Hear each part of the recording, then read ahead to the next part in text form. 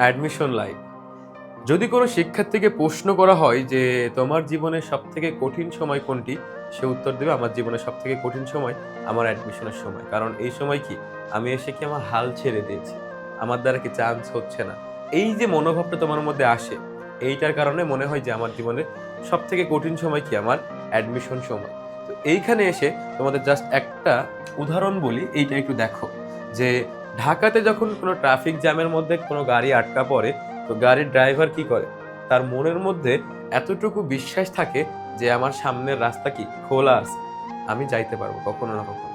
এই দৃঢ় বিশ্বাসটার কারণে কিন্তু সে কিন্তু অপেক্ষা করে, ধৈর্য ধরে। তো তুমি অ্যাডমিশন পরীক্ষা দিচ্ছ। তুমি তো কেবল সদ্য অ্যাডমিশন পরীক্ষার্থী। তোমার সামনে তো অনেক পথ খোলা আছে। তো তুমি কেন তোমার মনের মধ্যে এই দৃঢ় বিশ্বাসটুকু নাই যে আমি চান্স পাবো? কেন তুমি চান্স পাবা না? ভার্সিটিতে সবাই যারা পরীক্ষা দিচ্ছে এরা কিন্তু সফল হয়েই কিন্তু ভার্সিটিতে পড়তেছে। তো তুমি একটা কথা মাথায় রাখো যে তুমি যেভাবে পরিশ্রম করছো এইটা জাস্ট খালি কন্টিনিউ করতে হবে। আর এবং কিভাবে?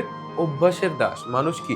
অভ্যাসের দাস। দিন শেষে যদি আমরা আমাদের পড়াশোনাটাকে আমরা যদি অভ্যাসে পরিণত করে নিই, তাহলে কি হবে যে আমরা যেই কাজটাতে অভ্যস্ত সেই কাজটা আমাদের প্রতিদিন করতে হবে। আর অ্যাডমিশন সময়ে তোমাকে অবশ্যই বেশি বেশি পড়তে হবে।